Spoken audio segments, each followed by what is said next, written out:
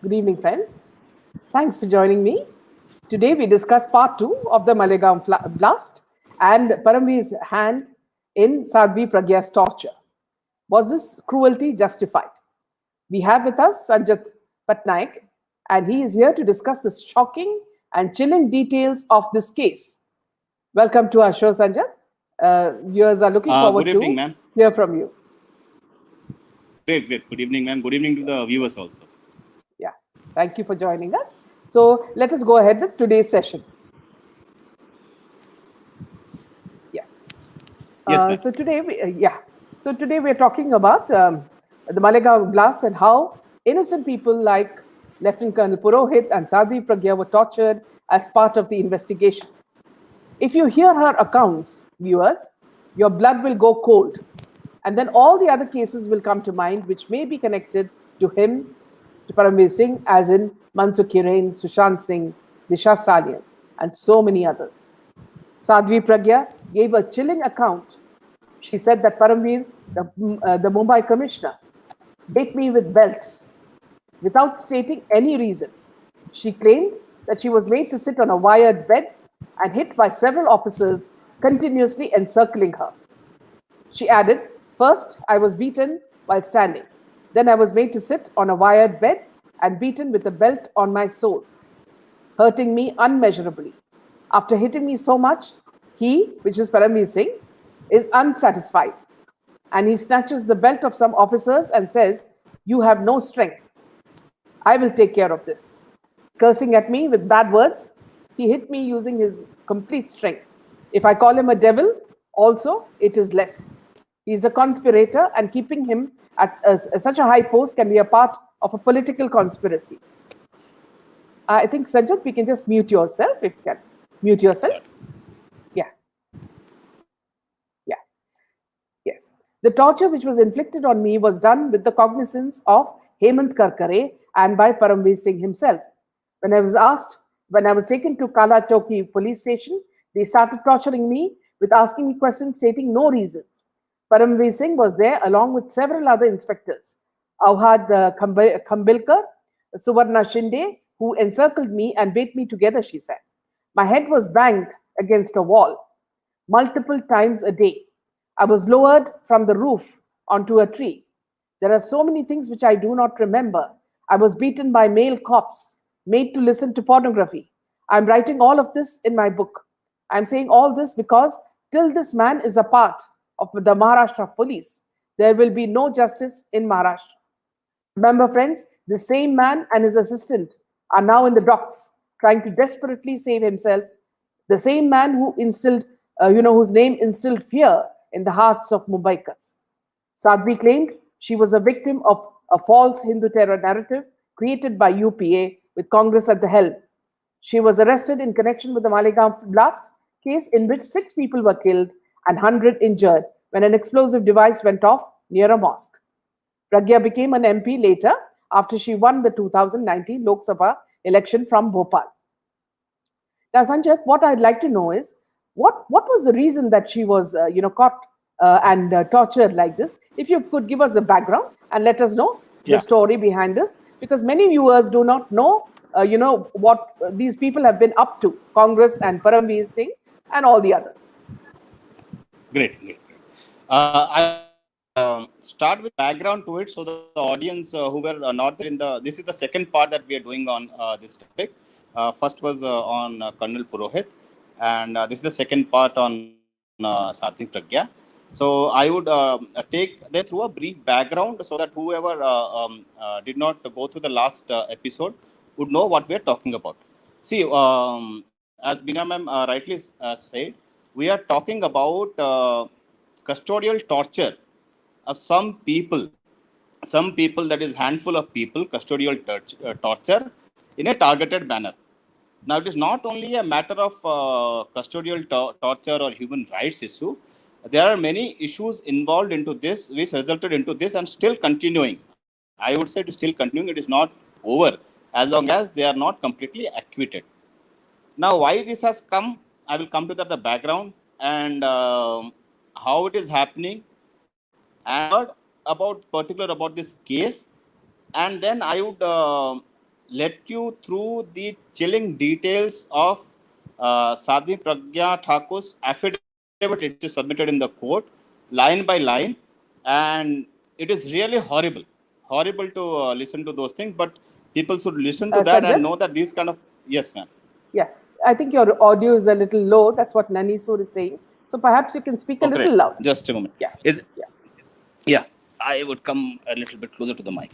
Yeah, yeah, I, fine. I hope it is okay now. In case it is not okay, I would the Yeah, audience yeah, yeah, to mention in the chat. yes, yeah, Now, what I was saying was there's a background to it. This Sadhvi Pragya or Colonel Purohit had been arrested on Malegaon blast, which took in 2008. I think September 29th of 2008. Why I'm saying timeline? Because this timeline is very, very important in Sadhvi Pragya's case, because Sadhvi Pragya claims that he was under torture for without even getting arrested legally. And they conducted some narco test and some polygraph tests also, which was before the official custody taken by the police of her. And she has stated that in her affidavit also. Will come to that. Now, to start with the background, see what has happened is the mechanism of any mafia or any finance or any country is controlled by many big powers. That is the root of all this. uh, Hindu terror bogey by UPA government. We all are aware that there is a bogey. There was a bogey they tried to create, saying that yes, there was a terrorist in Hindus who are attacking a certain community, so that community would feel victimized, and they would act as a vote bank. That was one point. Apart from that, there is another angle to it also. If you ask me, there is a civilization war going on for last 1,000 years. We cannot close our eyes to that. Yes, we were very safe for last 50, 60 years and all that. But if you see 1947 division of our country was based on that theory only.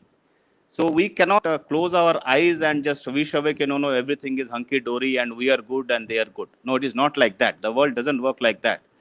So there is a civilization war going on between primarily three civilizations right now: two Abrahamic and one Dharmic. So in Dharmic, only Hindus remain, the last remnants of the oldest civilization in my sense, and there are two other Abrahamic.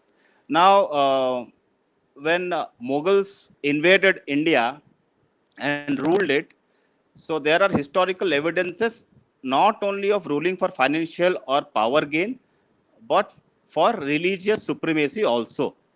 People are aware of that. There are millions and millions of deaths, and this is a historical fact. So, so my point is that whatever we are seeing today also, I feel there is some element to it of for rising this Hindu terror bogey. Now, UPA government was led by a lady whom we all know, and we all know after him coming to the power how the conversion factory in India actually exploded. So people are very, very aware, and all these thousands and thousands of NGOs propping up, and no one getting arrested. This financial transaction which go happen illegally, that is billions and billions, thousands and crores of rupees come every year to India for this purpose, for this religious conversion purpose. So we cannot look away from that. And so the point of bringing this is Hindu terror bogey had two objectives to fulfill, two or three multiple objectives. Not only arresting some handful of people and getting India under control, it was about changing the narrative, because till that time Hindus are never actually blamed for any terrorist activity for the sake of religion. We have never done that, and at least we have never done that. So that is one angle they wanted to bring in, apart from getting this power. Now, what coming to the then police of Maharashtra, or the law and order system of Maharashtra, and underworld of Maharashtra or Mumbai were hand in gloves. Now, by underworld of Maharashtra of Mumbai, we very well know what we mean. Now, the leader of that underworld goes and sits in a Islamic state, and even Mumbai. The reason why he is going there, he has gone there and sat there is because of some Mumbai terrorist bombings. Okay, and in which people were convicted, and so that was a Islamic terrorism activity.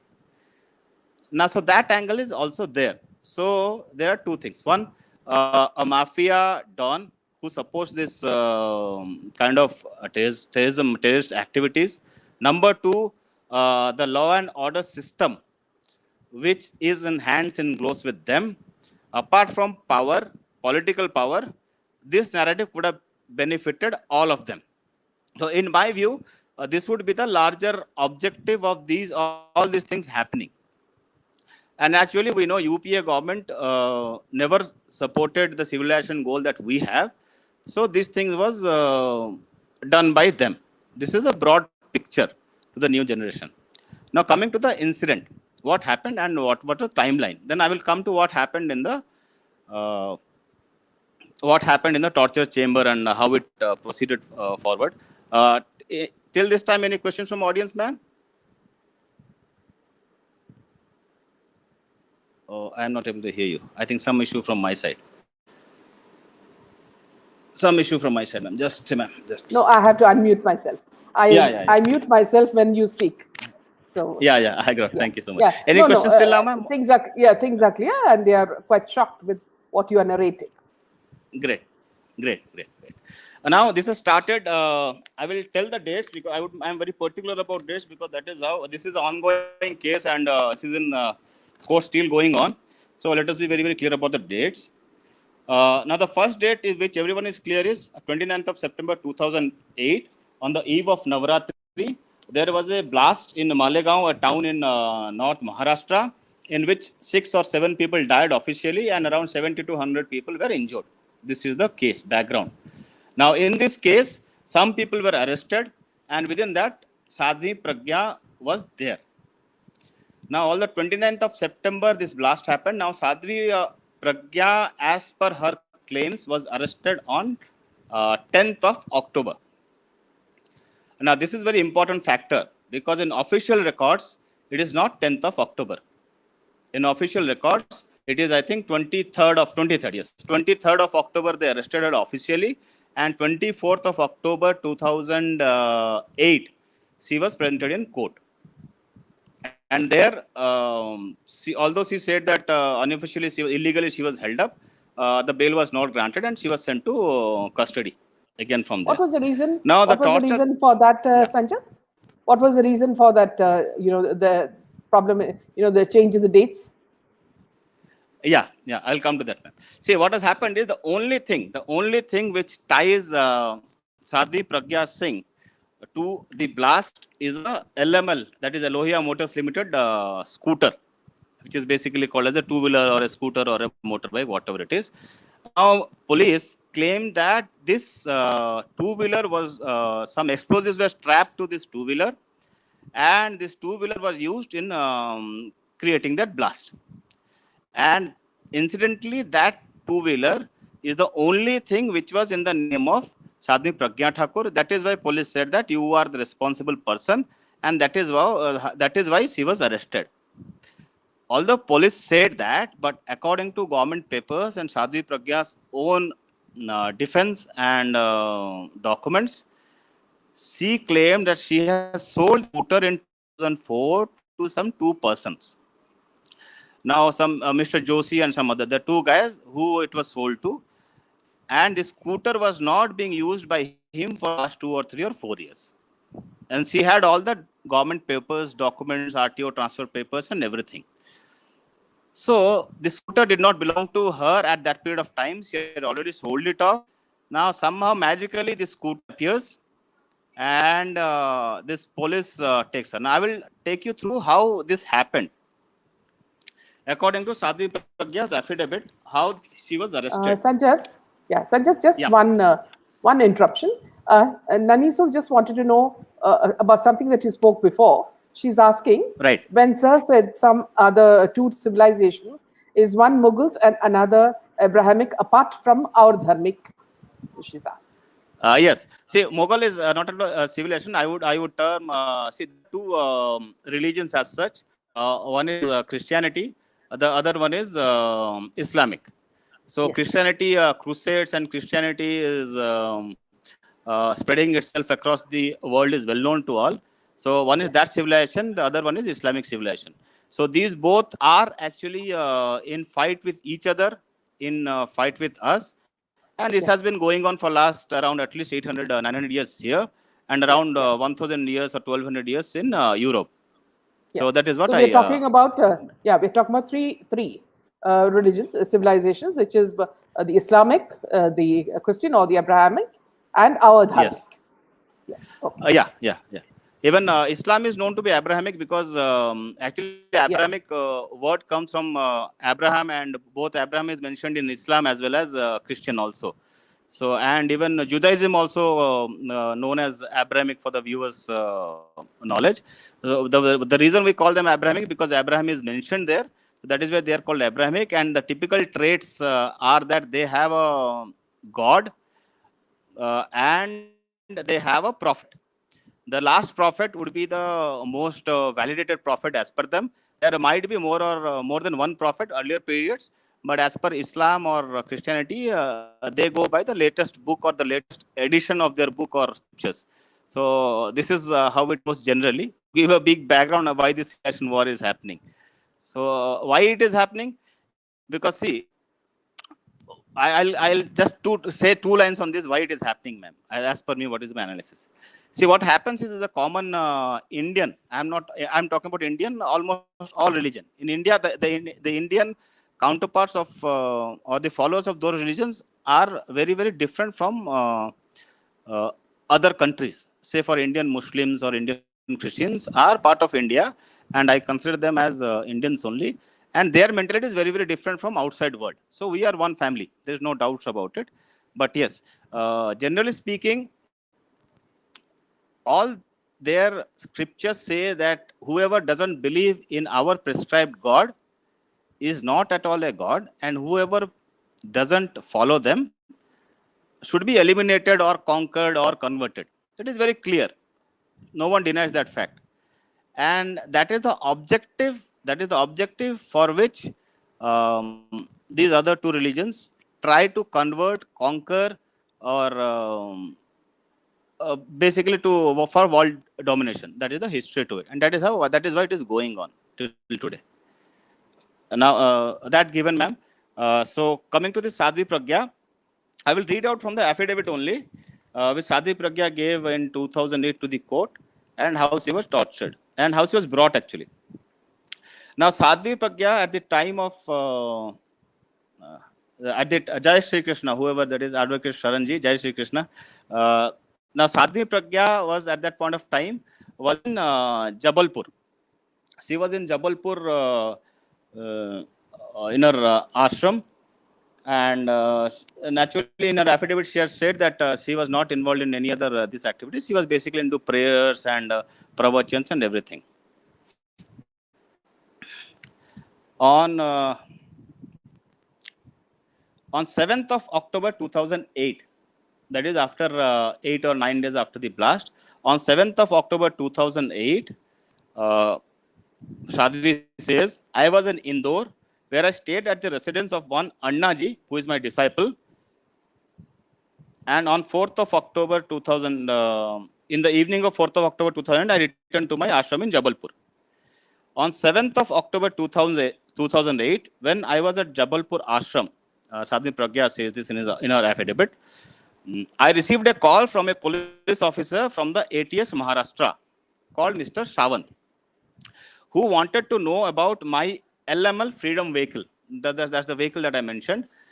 Who wanted to know about my LML Freedom vehicle. However, I told him I had sold it long back and not concerned with it. However, he insisted me to come down to Surat as he wanted to question me at length about it. I was reluctant to go to Surat by leaving the ashram and insisted for him to come down to Jabalpur. But he meant Mr. Sawant from ATS Maharashtra, but he refused and told me to come down to Surat as early possible. This is the first line of Sadhvi Pragya's affidavit. So this is how it started. Now, second is Sadhvi Pragya traveled by train to Surat via Ujjain and arrived in Surat on 10th of October 2008. Now, this timeline is very, very interesting because this timeline, whatever is said by Sadhvi Pragya, was later refuted by the prosecution and the court also. But this is what her version is. About 10 a.m. On 10th of October, I met Mr. Sawant, who had traveled to Surat. So this Mr. Sawant from Maharashtra traveled to Surat to meet Sadhvi Pragya on 10th of October, and Mr. Sawant met Sadhvi Pragya on that day itself. And again, he asked about this LML scooters ownership and where it was. So Sadhvi Pragya, yeah. So Sadhvi Pragya says, I met Officer Mr. Sawant, who had apparently traveled to Surat to trace the ownership of LML Freedom, and I questioned him as to what had happened to my vehicle. And why are you asking about it? This is Sadhvi Pragya questioning Mr. Sawant. I say that it was Mr. Sawant, Mr. Sawant at that point of time told Sadhvi Pragya that this scooter was used in a bomb blast case.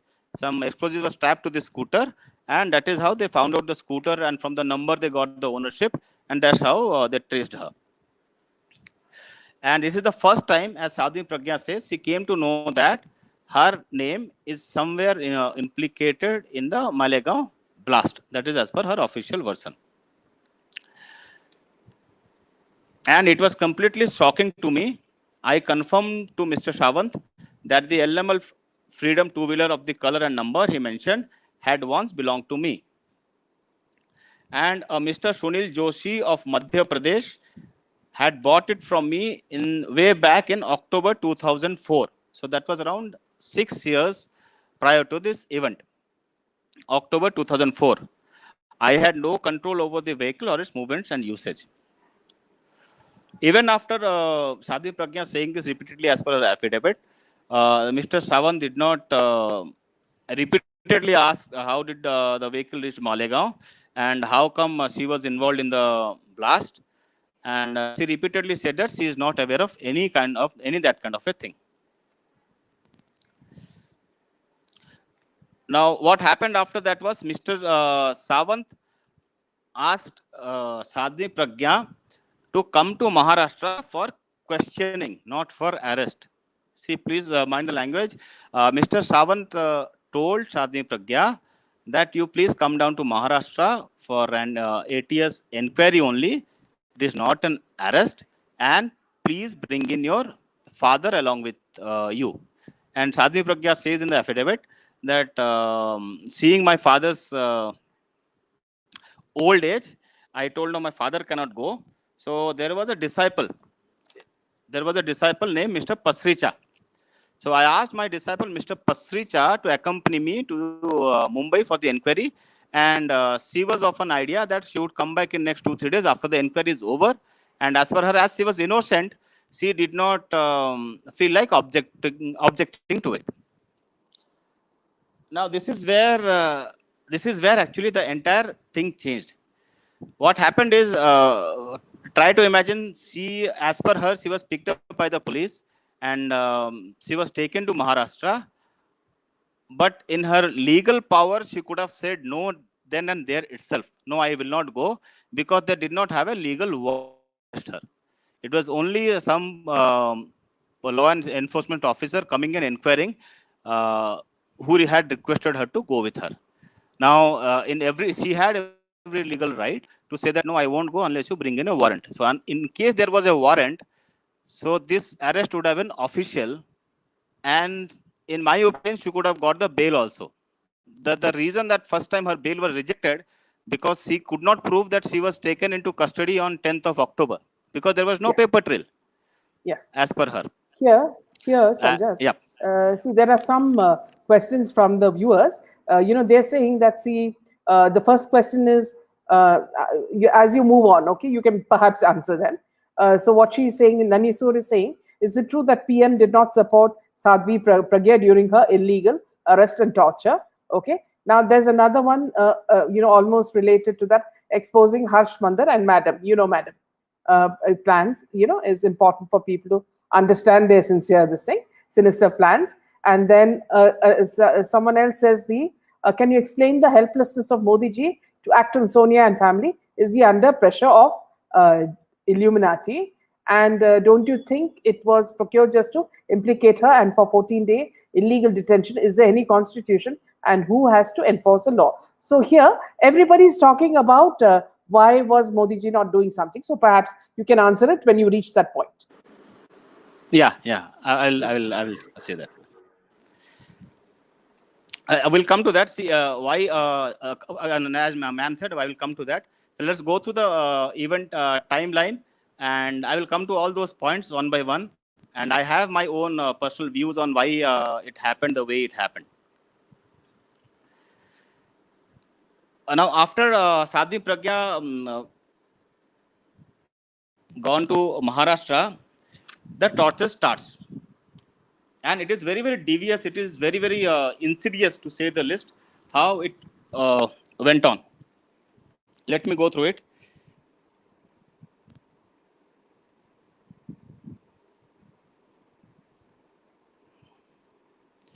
The disciple that I mentioned was named Mr. Bhim Bhai Pasricha. Okay. And this Bhim Bhai Pasricha actually is a very, very good gentleman. I will tell you why, and you will also know why. Now, after her arrest on 10th, for 2 days, she was detained and interrogated by the ATS team in Mumbai. Now, who were the ATS team members in Mumbai? That also is a question. Now, late Mr. Hemant Karkare was there as per her view, and later on our great PVS sir also joined, and there was an entire gang or cabal. And see, in this day and age where we have cameras everywhere, the law enforcement or the government agencies or NIA is so active, even after that, if they can dare to take a Scorpio and park it somewhere in Mumbai and kill someone called as Mansukh Hirain and try to hide the body and make it like a trap, that is only the one which has come out. So in my view, there would be thousands and thousands or hundreds of others which no one knows. And so many stars, apart from Sushant Singh Rajput, the entire audience knows. Apart from Sushant Singh Rajput, there are many others. I think Meena ma'am has taken us through many other individual cases where stars have disappeared suddenly in her previous episodes. So suddenly they disappear.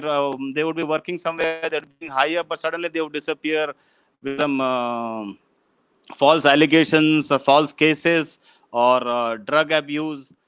So this cannot happen without mafia working with a vice grip.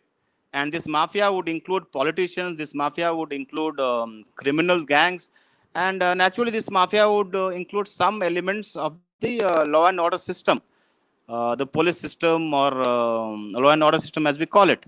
So unless, and which is coming out, if people are aware, which is coming out now, people are getting arrested, they are interrogated, some people are suspended, which is happening. So it is not a far-fetched idea, and this goes on. Now, what happened in 2008 was not only mafia, as I said earlier, it was a political plus religious angle. There was a religious angle to it because Hindu terror was there. And apart from that, apart from macro political, we have to understand that Sadhvi Pragya was a very politically active member. Although she did not have any official post as such in our civic society, let me tell the background. See, Sadhvi Pragya is a MA in history, Master in Arts in History. She was a very good student, very active, and she always had her hair close cropped, and rode two-wheelers in her villages and in her town. And she was very, very active from her childhood days. To give a family background, her father was a very famous Ayurvedic doctor in their town. They were from Bhind, Madhya Pradesh. So they were very, very active. Uh, and his father actually was very famous for treating poor patients and all. And he was into Rashtriya Swayam Sevak Sangh. And naturally, daughter also came into that influence. And she was very, very active in RSS. Then AVP also, I think she was state secretary at one point of time. And apart from that, she was part of Durga Vahini. Durga Vahini is basically a ladies branch of Bajrang Dal. So she was politically very, very active. So she had a say or a leverage in the local politics of Madhya Pradesh also. And she was very, very जिसको in talk in Hindi प्रखर प्रवक्ता बोलते हैं. She was very, very firebrand leader of Hinduism through her pravachans, gatherings and everything, and that's how she got name Sadhvi Pragya. So that is her background. She was not a nobody. She was a big shot in her own terms, and she had a control over a particular type of demography which was particularly Hindu based. So apart from the macro Hindu terror theory, there was a reason or an objective or motivation for the other leaders to sideline her. Now, who are those other leaders? Incidentally, the leader who got defeated by her by 3 lakh votes. Who was that leader? That leader who is very, very close to Mrs. Sonia Gandhi, is an old man, married to a younger lady after those pictures came out. So that kind of a immoral person was her competitor in local politics. And this same leader, this Buddha, was part of this 2611 RSS ki Sajish book release also. So this all gels very, very together, that there was a cohorted effort by local political and this Congress party and police, everyone was there, and everyone had their pound of flesh in arresting this lady, because it was not only about this macro Hindu terror bogie, but it was about eliminating a budding leader from that region who cannot contest him. Because ultimately in 2019, she defeated Digvijay Singh, and by more than 3.5 lakh votes. So she was a political heavyweight after even before getting arrested. So there is that angle too. Now, and I'll come back to torture. I remember the question that the viewers had, madam. So we'll address them. Any other question that you want to take me on right now? Great, great. So on 10th of October, she was taken for 3 days till 13th, till 12th actually, as per her affidavit.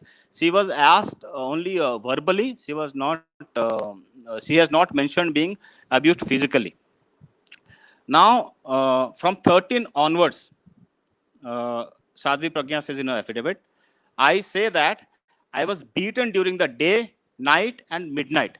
So this torture actually started, as per her statement, on 13th of October 2008. She was beaten during the day, night, and midnight. On 2 occasions, I was even woken up in the early hours of the morning at 4 a.m. and questions about my knowledge of the blast. On these occasions, I was beaten by a senior officer having a mustache, whom I can identify. In addition, I was subject to vulgar abuse and obscene language by members of the ATS team interrogating me. My guru was abused and my chastity was questioned. I was physically and verbally traumatized to the extent that I wanted to commit suicide. Next day, I further say that on 14th, taken out for the examination at a far away place from ATS and was brought back in the afternoon. And that I had no, and that day I had no meeting or even knowledge of Mr. Pasricha. You remember there was a person called Pasricha who came along with her. So till that time, she was not aware where Mr. Pasricha was. On 15th of October afternoon, yes, ma'am. Anything? Yeah, Sanjay, just Yeah. for the Yeah. people who have joined late, perhaps the points that I had mentioned earlier, how she was tortured, which may also be a part of your own research. You could just repeat that so people know the gravity of the torture and the kind of inhumane police that they are. You know. Yes, ma'am. For the people who have joined late, as Meena ma'am said, uh, Sadhvi Pragya has mentioned Mr. Parambir Singh in her in her words, saying that he was the one who actually used belt to hit her very very hard, and she was made to sleep on a bed of nails. And one point of time, she was hung upside down from a tree to the rooftop, and they have abused him very very vulgarly. And as ma'am said that she was made to listen to obscene or vulgar, or in technical term pornographic audio and video. Audio, actually she has told audio clearly. So audio to torture her, to break her mentally. So these are the kind of tortures. Apart from these general things, I would take you through some other things. See, after this, what happened is, when Mr. Pasricha came to, they brought Mr. Pasricha. Now this Karkare and all these fellow members and everything, everyone told Pasricha to beat Sadhvi Pragya by a stick. This is as per the affidavit.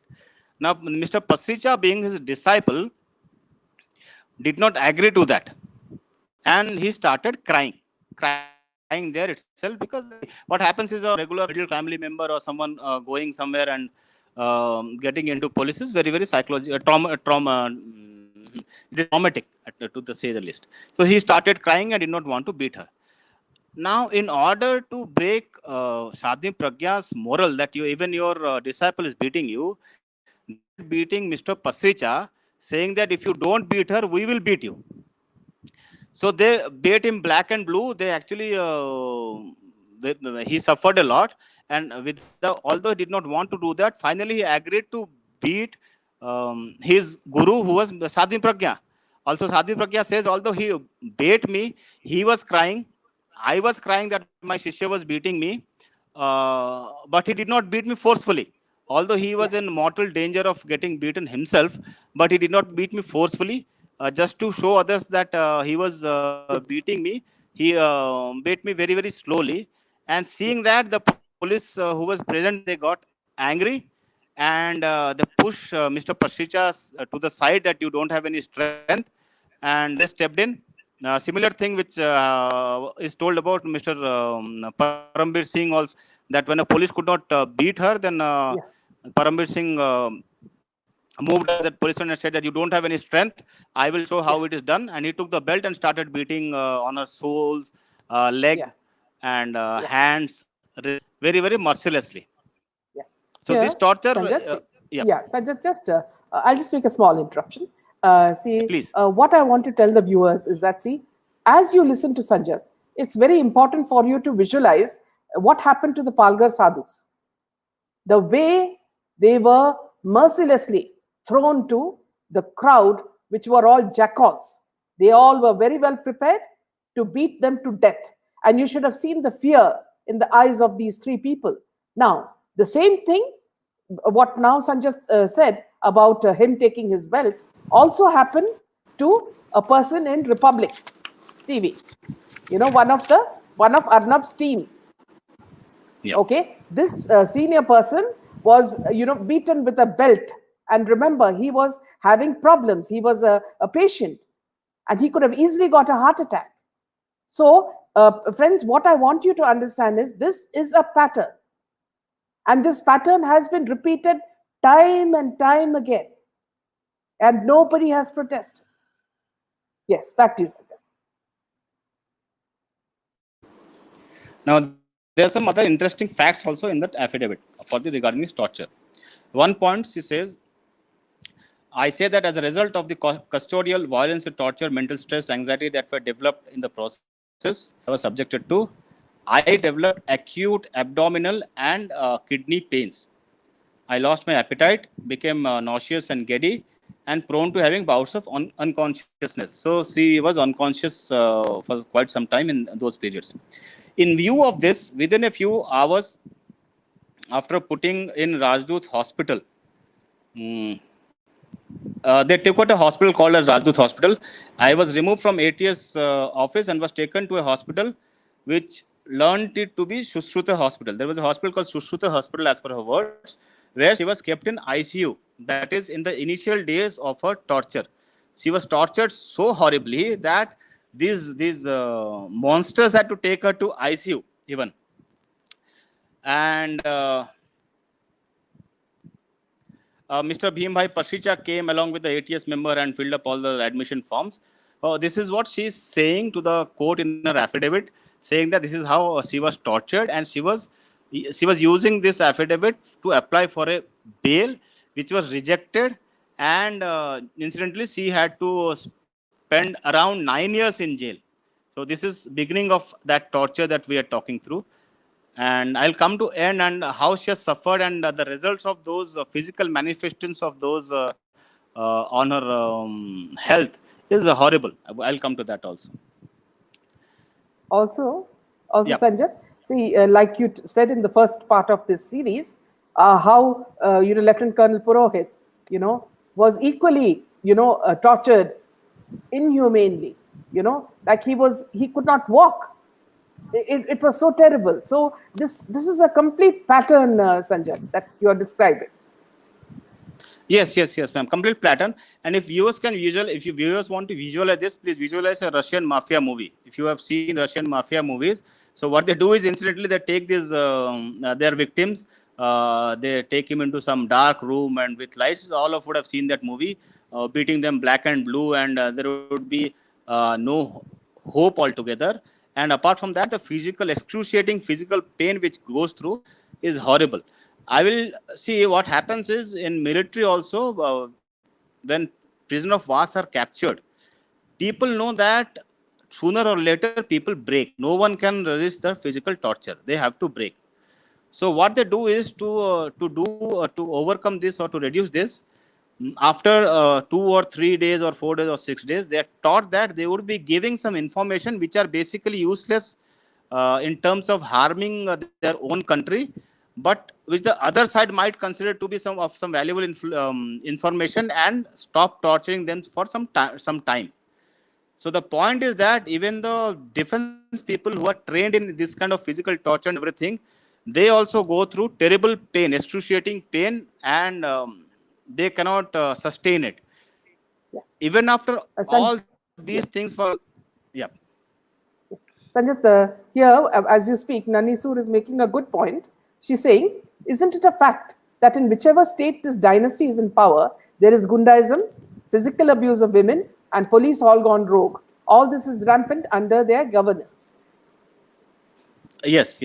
This is related to earlier question that I think he has asked. So I will come to Yeah. that how this actually works out on ground level and why it is done. Even after we have some people whom we consider to be very good, and they are very good. Even after them coming in, why this continues. I will touch upon my views on why this still it continues and why it is not abolished till now. Uh, Now she was under treatment there for 3-4 days. Her condition did not improve, and these things went on. And finally, officially, she was arrested on 23rd of October 2008, officially. So whatever this long story that I was saying you, this is only a trailer of a torture that she went through before her official arrest. Now, please imagine what would have gone through after the official arrest. And as he already said, that it was completely inhuman. They would beat her up, belt her up. They would show her pornographic movies. At one point of time, she has said that because she has venerated her religious books, They told that they would burn those religious in front of herself to break her psychologically. See, these things, when we listen to it, somehow we feel somewhat discomfortable. But the person who is going through it sees no tunnel, because the way they pile on up someone saying that you would be killed, your family would be killed, you would be abused, you have no hope at all, and police commissioner, everyone getting together. I don't see a normal human being can see any light anywhere apart from a very strong minded person who Sadhvi Pragya was. She never accepted that she was involved into this just to escape this torture. And that is how I would say, after even 9 years, she came out. Because see, NIA also took this case in 2011. They filed the charge sheet, I think, in 2014 or 15. And NIA has told, NIA has exonerated Sadhvi Pragya in all the charges. So now NIA is out of the picture. So NIA is not there. Now it is only UAPA Act under which the cases are going on. And NIA has told that the evidence against Sadhvi Pragya are not good enough. That is why they have dropped the charges. So I hope she would come out. Now, talking about the physical manifestation of the torture, what has resulted in her right now. Her one eye, she cannot, her vision is lost in one eye, as per her own words.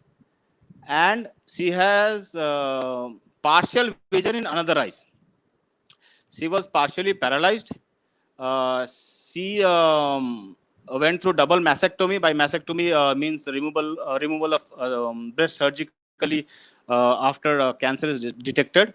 And she was in stage 3 breast cancer. So I think 3 times she has undergone surgery. And during this treatment also, she alleges that she was not given proper, she was not taken out for treatment on proper timings. That was also another kind of a torture, which is completely inhuman, if you see. So even after all this, really hats off to this lady, and really salute to this lady. She stuck to her story, and finally she has become a member of parliament. And in my view, she would be acquitted. There is no point. See, in this entire story, the only thing which they found the link was the scooter, LML scooter, which was sold out in 2004, which was 6 years, 4 years prior to the event. Yeah. See, Because, Sajjad, yeah, see, this can happen to any of us. See, because we sell our cars, and if we don't follow the procedures, that itself will land you into problem. And even if you follow the procedures and you've got all the papers, they can still, corner you and say that you are the owner of that. yes, ma'am. Suppose I am a very intelligent police commissioner, and I have already done these kind of things of putting people into jail for these kind of things. Suppose I am in practice of leaving Scorpios filled with gelatin somewhere else, and claiming that this Mansukh Kiran was in suicide. So I would have that much of brain to, suppose I am a police commissioner, I want to trap someone. What would I do in case I am used to that? I would find out details about that person, and I would check where are the weak links, or where he or she can be trapped. Now, I can find out about any older vehicles. I can find out about where it is lying, and I can also find out and take that vehicle and strap some explosives to it and do the blast. Number one, to give it a practical effect and trap someone if I want to do it. Apart from that, there can be a blast where there was no LML scooter. I find a scooter somewhere else, and afterwards I bring it there, I keep it there, and I trap that the scooter was there, and that's how explosives were there, and I can trap that person. Because see, this after this Malagaon blast, she was also the police was trying to trap him in this Samjhauta blast case also. Because there was nothing which came out, they dropped those charges. So once she was trapped, they was trying to pile up everything, just like Colonel Purohit. Initially, she was the mastermind, according to the prosecution. I'll tell you what the prosecution says. Apart from this, the prosecution says that she was the mastermind of this Malegaon blast, And the purpose of this and two other blasts actually simultaneously was to establish a religious state. And to establish that religious state, she had given many inflammatory speeches earlier, and she was part of an organization which was, I think, Avinav Bharat or something. And she actually, as per the prosecution, I'm not saying that, she met with Colonel Purohit and directed him to do all this kind of blast. That was the initial. Now, after some time, they changed their version and said that Colonel Purohit was the kingpin, and Colonel Purohit got in touch with Sadhvi Pragya, and Sadhvi Pragya had her friends or disciples who were there. So this story kept on changing from the prosecution side also. So, see, a fact cannot change its line and length.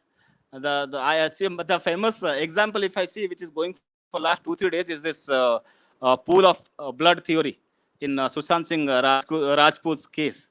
Viewers should know there is certain lady actually who claims that she has seen some video where Sushant Singh Rajput was lying in a pool of blood, and there were some 5 or 6 pins. I think your mic is muted, ma'am. Yeah, what she said was she was also present there, so she saw lots of blood. Oh, you know. okay, Yeah, okay. that's what she said. And yeah, and the person that Sanjit is referring to is termed by most of social media as crocodile. Yes, ma'am, crocodile. And this crocodile had 2 or 3 versions of dramatization of this event, and she had seen some pin or punctures, needle punctures on his hand, on Sushant's neck, some kind of cock and bull stories, basically to garner some eyeballs and throw the people from the trail. So my point is that these cabals, these people coming together and trapping other people, floating wrong theories is not something new. A person like a police commissioner or who was doing 100 crores of vasuli per day, kindly imagine the power that they would be having, that they can go into the market and collect 100 crores in a day. So that means that that kind of a fear they had. So that fear had to come from somewhere. Where from had it come? That fear has come from these kind of illegal tortures, abductions, killings, and everything. That is how this fear is generated. See, a big business person who would be giving 50, 60 crores would be doing a turnover something around thousands of crores. He would be having his own contacts. But if that kind of a big person is afraid and giving a 50, 60 or 100 crores, so that means these people are very, very powerful and very, very difficult to deal with. And for a person like Sushant Singh Rajput or a common person, it would be very, very difficult to escape from their trap. Here, Yes, ma'am. Yeah, here, Sajid, I'll just interrupt you a little bit. Just wanted to make a point across to the viewers. See, viewers, please understand that a lot of our very respected gurus, our sages, are trapped like this. Okay, there will be no victim, and they will say that they are rapists. I myself know the truth because I've been going through all the papers that Nityananda Swami, was harassed for. See, the very reason that Nityananda Swami was attacked was because in his complete area where he had his ashram, he had stopped conversion. Okay, so there was a big cabal after him, and what they said was that he had raped a woman in the ashram, but there was no victim. So how did the rape happen? Okay, similarly, there are many of our gurus. Now, somebody spoke about Asaram also. So there are, one thing we must understand, viewers, is that no person from another religion is ever attacked. We know of the number of children who are raped, the number of nuns who are raped, the number of nuns who have been buried, because of, sort of rape and abuse. But none of this comes out because they don't allow anybody to speak about it. Now, what doesn't happen in our religion, is twisted and turned. Now, for example, you're talking about Sadhvi. She sold her scooter some time back to someone else, and that scooter becomes her, problem. Now, you can also say that, see, these people, because they're interacting with sages, are interacting with so many disciples. There will be young women, there will be children. Do you mean to say that they are going around raping everybody? If the disciples are growing, it means their popularity is growing. So please, friends, I want you to understand that there is a systematic hitting at our gurus, our sannyasis, so we have to stand for them. Please don't, see, for example, Sanjata, I'll just, a little bit of a diversion. See, the moment I attacked the crocodile and the smuggler. You know what they did? The first thing they did was post photos of mine with my husband and Guruji, Guru Nityananda, sitting and exchanging questions. It was a TV program, so they were exchanging. We were answering. We were asking him questions, and he was answering. So you know what these people said? They said that, see, I am with a rape guru. So they believe that, see, my so many years of reputation can be tarnished if they say that. Immediately, what I did was I showed them pictures of Swamiji with Rajiv Malhotra and also with Mohandas Pai. And I said, do these intellectuals also, endorse what you are saying? Then they shut up. After that, they could not post any more images of Swamiji. So here again, see, our viewers are also getting quite agitated. So this is also an agenda. You should, Sanjat, if you could speak about that as well. Yeah. Am I audible, ma'am? Yeah, great. Now, talking about Swami Nityananda. Now, for those who see, many people would have known that he was accused in a sexual abuse case, right? And there was a certain video which floated around in media, and almost all the MSM people and magazines actually went through that video, and he was blamed. Surprisingly, most of the people don't know that India today actually apologized officially in its magazine, saying that the video was not of that person. It was some other person acting or behaving or made up to look like Swami Nityananda, and It was they mocked. officially apologized. Yeah, Yes, it it was was mocked. mocked. It was completely mocked. So what happens is this left jihadi mafia cabal has this mainstream media under its thumb. So they have their payment. So that is their incident. That is always their tactic. What they do is when they Yeah, accuse so ferociously, it catches yeah, everyone's imagination and human psychology wise. We say something might be there, but when it's yeah, found out to be false, and mm, they have to apologize, they would pick some 2 centimeter by 3 centimeter cutout or some 2-3 seconds apology that there was some misrepresentation of the fact or something, and they just pass it off as if nothing has happened. yeah. And Here, see, I'll also like to make a yes, point. See, yes, YouTube never removed it. YouTube never removed it. Okay, and Sun TV said that they were forced to, say that it was a true video, but it was actually a morphed one. So they apologized. Okay. Now here, one right, more point I'd like to tell the viewers is that recently, just a day back, there was a big hangama over some inscriptions on a mosque written as Jai Shri Ram. 3 times Jai Shri Ram. So everybody got very worried. And when they finally found out, it was a Muslim guy and some child who had written all this. So they were trying to create some mischief by, saying that Hindus are doing this stuff. So please, viewers, use your intelligence and understand there are many undercurrents that's happening, and there's a very much a anti-Hindu flavor that's happening. Yes, Sajjan. yep. I would take it a little further, ma'am. See, what has happened is, see, not only these newspapers, movies, or TV series. I was saying this as, in some other episode also. See, the viewers should be very, very clear. See, for us also, when we get a joke about a sadhu or a Baba or Nityananda video, people are very, very happy and they don't think about it. That some people might be respecting him or disrespecting him. No one knows the fact, but they are made the point of jokes always, and people have a good laugh at it. And not only others, but Hindus themselves. The point is that we don't do that. See, if we don't have a problem with that. But the moment I remember when Ram Mandir verdict was announced, all the WhatsApp group or Telegram groups of all the thing that please don't share anything joyous about Ram Mandir. There are other people in this group. They might feel offended. Even if you light a diya, don't celebrate it. So we have become such politically correct and suicidal that unless we wake up from this slumber, it is very, very difficult for us. So to start with, I would say at least don't stop sharing anything which has a comedic or a joke which has a Hindu theme in it, because in my view it always has an ulterior motive. Number one.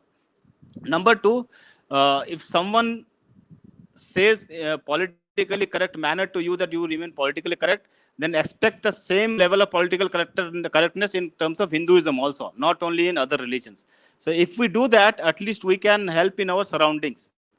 Now, coming to the attack on you, Meena ma'am, see, this is an age-old tactic. What happens is, suppose I am at fault and someone points out my fault, I cannot defend myself by saying something logical. So what I do, I would attack you, Meena ma'am, saying that you are not right. So instead of saying that I was right, because I cannot say that because I am a cheat. I cheat people. So what I would say that I would pick up something else from somewhere and put it there, and which also would not have any truth to it or any negative impact to it. But human mind works that anywhere there is a controversy, Hindus actually try to avoid that. Oh, kuch controversy hai kya? Let us get out of here. There's something fishy here. It is not like that. As Meena ma'am said, please use your head before anything and everything. Like even Sushant Singh Rajput case was initially suicide, depression, then it was nepotism, then it was God only knows what, and people have forgotten that. Only channels like Meena ma'am on 2 and 3 other channels, even all the MSM people have left it. Now they have put it. So we cannot leave it. So this should go on. And should I answer the questions that audience asked then, ma'am? Why Modi ji is not doing anything or have not done that point of time? See, uh, Modi ji or BJP then was not a complete national popular party as it is now. Please try to understand. The people who were not aware of those things at that point of time would know that BJP was not that powerful in people's imagination at that point of time. So getting into a controversy, and in any case, after 1992 Ram Mandir struggle and we getting that land first stage, there was always a stigma associated with BJP or RSS or anything Hindu. So they tried, in my opinion, they were trying to change that image by saying that they are not that traditional, conventional, fringe elements. They are into mainstream. To maintain that or to develop that image, they had to keep out anything which was controversial. And during those times also, if people remember, there was cases going on 2002 Godhra riots. So the one who is already under a case or investigation would not want to go out and actually get involved into something else. So they were very, very touchy and sensitive on those subjects.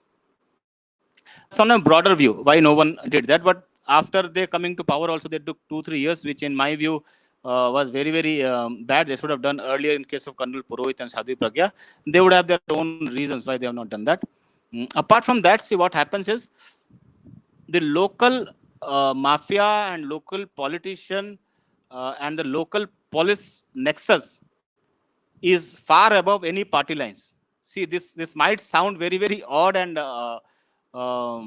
bad, but that is a fact. I'm not saying that all people are bad. What I'm saying that there are some people in every party who are involved. It is not that everyone is has come from after bathing in Ganga. So there might be some compulsions also from that side. I'm not saying that he was compulsion, but yes, in local there would be some things. Any other question, ma'am? I think I've answered to his satisfaction. Great, great, great. So I think should we? I think this is over, ma'am. You want me to touch upon any other topic on this, ma'am? No, what we will do, Sanjit, is after this, what I would like the viewers to know, especially the youngsters, to know what happened during 26/11. So perhaps we can make that the third session where people know how even some media conspired, to work with our enemies, and how certain politicians were hand in glove with the enemies. So that should be, and here, there, the role of Hemant Karkare, who tried to act as a hero, will also come out. Agreed, So agreed, ma'am. We'll do yeah, that. yeah, yeah. So I think And that before is we the go on, I think, yeah, yeah. yeah, yeah. Please continue. What I was saying was there is another point which viewers can keep their eyes open, which I was discussing prior to starting Yeah, this video session, ma'am, about this yeah, new UFO stories and shelters coming up and mass extinction level events coming up. So there would be many official UFOs and aliens and everything. So that is going to be very, very exciting. So I would urge viewers to keep their eyes peeled and their ears alert. So there will be many more news in the mainstream media about those things. yeah. In fact, Rashmi has made a very good point. She has said Asimanandji, he was another, victim of this. He was falsely involved in the Samjhota Express case. You remember? Yep. See, Asimanand, there is Yeah, another point to it also. See, there was a video of Asimanandji and actually confessing about involvement about Sadhvi Pragya and Colonel Purohit. yeah, And that was made as a point to grill these people. But later on, he told that actually he was coerced into that. So it was not yeah, voluntary. It was some false kind of a confession to which actually he was pushed into.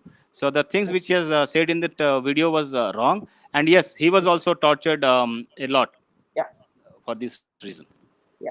And Dolly Bhatia is saying they even arrested Shankaracharya, so it's absolutely clear it's an anti-Hindu agenda.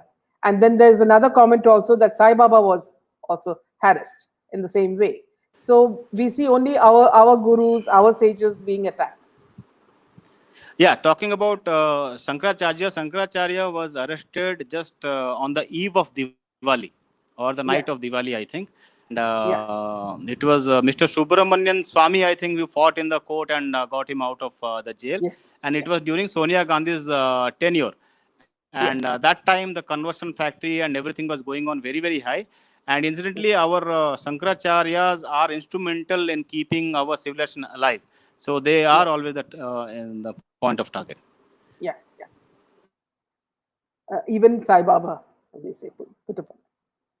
Yeah, Sai Baba is also a big topic, madam, because whatever things happened there, and this, I think you have made an episode on Raj Kiran long back, Yes, and yes, Raj Kiran and Sai Baba ashram, and I think mm, he was caught by police in that ashram. So yes, there were many murky traps for our babas or sadhus or sons, and they always indulge in that. I agree to that point. yeah, yeah. So thank you so much, uh, Sanjat, for this beautiful session. And we'll come with another session. In fact, friends, what Sanjat has told me is that there will be another session on aliens because he has a lot of new data with him, which he will reveal in that session because people seem to be talking more about it. Sanjat, a little bit if you can speak about that, and we'll go on to that session later. Great, great, great. First of all, thank you so much, ma'am, and thank you to your viewers. They're always very, very engaged. And since this Pithani chap getting arrested, the movement actually got some more energy. So I wish Yeah, all of them good luck and Godspeed. And apart from that, yeah, talking about this alien factor, see, uh, what has happened is there are unprecedented developments in this alien and UFO and how it is getting used. Initially, government was denying, MMSM was denying, no proof.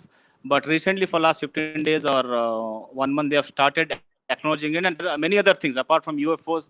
There are shelters being made in Europe for mass death events. There are shelters being made in South Korea and other continents to store a large number of people. Those stories are coming out, and why those yeah, stories are coming out and all those things we can discuss in some other episode, which would be very, very yeah, interesting. yeah. Thank you so much, ma'am. Thank you so much. Thank you and good night, Sanjat. Good night, ma'am.